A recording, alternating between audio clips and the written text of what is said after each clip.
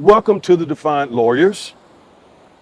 I am attorney Augustus Corbett, one half of the Defiant Lawyers, and each and every week we bring you a legal analysis of some trending story related to politics, policies, personalities, or some area of pop culture to empower the African American community with the information it needs to defy an unjust legal system and to nullify systemic racism / white supremacy.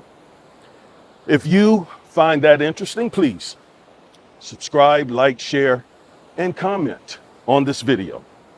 Now, so I want to talk about something that's trending right now, or someone who's trending, and that's Kamala Harris.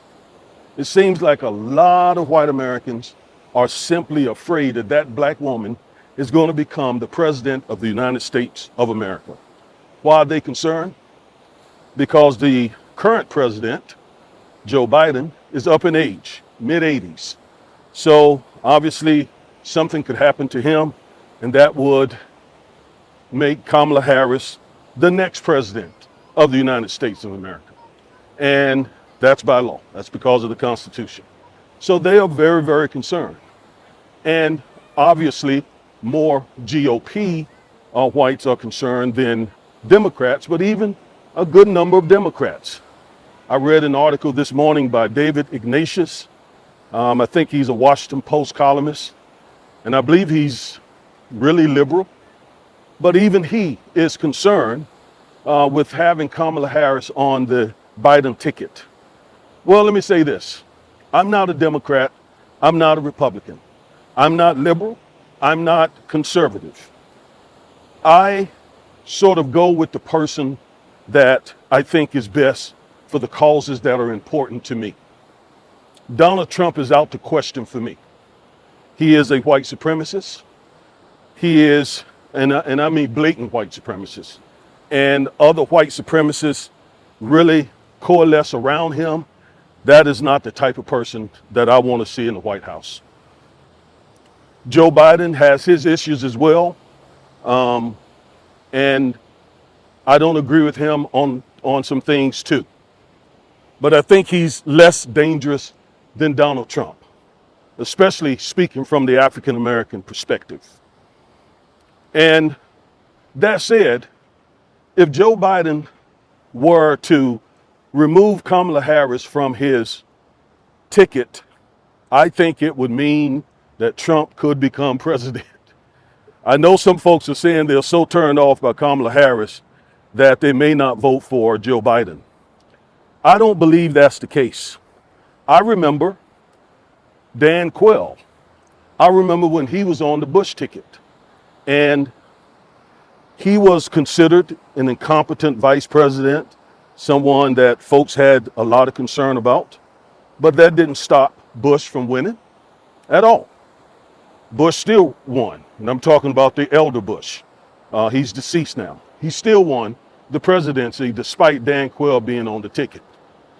So folks may have whatever concerns they have about Kamala, but if Joe Biden drops her, that is going to be bad for him, because obviously he's going to offend a lot of African American people, especially African American women, who is a key voting bloc for the Democrat Party. I don't agree with Kamala on positions that she has taken, because again, I'm not a Democrat, I'm not a liberal. I would say, in fact, I am right of center on many issues. Very progressive where race is concerned. Very progressive. But on a lot of social issues, I'm definitely right of center. So I don't agree with her on everything.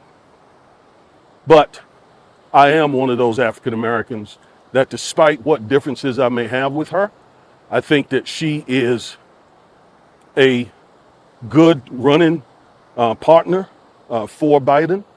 I believe that she has done a good job as vice president. She definitely is able to connect with the African American vote. I really like the way she went down and confronted Ron DeSantis with all of the foolishness that he's doing, all of the anti-black stuff that he's doing. She went down and confronted him on that. And she is doing her best to try to connect with those folks who feel oftentimes disenfranchised, disillusioned, and that is those folks who are typically African American, young, etc. That is a huge voting bloc for Joe Biden and Kamala Harris. And she's doing what she can to try to connect with those folks. I know some California residents, including some blacks, have said that she was extremely harsh on black men when she was Attorney General there in California. I don't know what that means. I mean, she had a job to do. She was the top cop for California. And while trying to fight for racial justice of those who are accused of crimes, she also had the responsibility of keeping the state of California safe. So, I mean, I take that with a grain of salt. I think she should be left on the ticket. I celebrate the historical moment that we have with this black female as the Vice President of the United States of America. I celebrate that. I didn't agree with everything about Barack Obama, but I voted for him twice. And there have been Republican presidents that I voted for and definitely didn't agree with everything they did, but I voted for them. You tend not to get everything you want from one person, one ticket, or even one party. But Trump is definitely not the man that we need in office. Not only is he a danger to African Americans, he's a danger to our democracy and those who support him. So we must do everything possible to keep him out of office. And I'm not convinced that keeping Kamala Harris on the ticket will help Trump become president. And just imagine Trump becoming president. We know the damage that he did the first time around.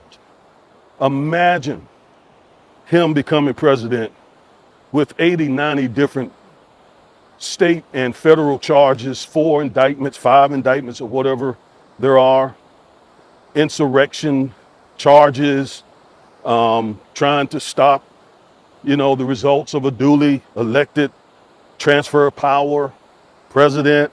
I mean, we don't need more of that. It was just pure chaos when he was in office. And again, I'm just not convinced that having Kamala Harris on the ticket will increase the chances of Donald Trump becoming president. If you haven't seen enough now to do everything possible to keep that man out of the White House, I don't know what's wrong with you. I don't know. You're brainwashed or something is going on with you here. So keep Kamala Harris on the ticket, Joe Biden. That would be my advice to him. White Americans who fear a black female becoming president just got to get over it, because it could very well happen. Just like they had to get over the fact that Barack Obama became president. Just got to deal with it. All right? So, let me say something in just a quick minute about the impeachment inquiry of Joe Biden. We uploaded a video where my daughter Chloe analyzed that in a short video, about 8-9 minutes. Did an excellent job. I just want to say this. I think not only does this impeachment inquiry give Trump some political fodder and the ability to say, hey, Joe, you were impeached just like I was. Not only does it do that, but I think it will also give them the opportunity to try to soil the presidency of Barack Obama. Because one of the things that people are able to say about Obama is that there were no scandals during his administration. Well, if they impeach Biden on charges that he did something illegal or unethical while vice president, well, obviously that would be a scandal involving Barack Obama. I think that is also what they're looking at with this impeachment inquiry. I just wanted to throw that in, but that's all I have to say to you today. I hope you have a good day, a good weekend. And again, subscribe if you're interested in getting content that empowers you to, again, nullify systemic racism and white supremacy. Then subscribe, like, share, comment, and just help us grow this channel. All right? Peace. Have a good one. Bye.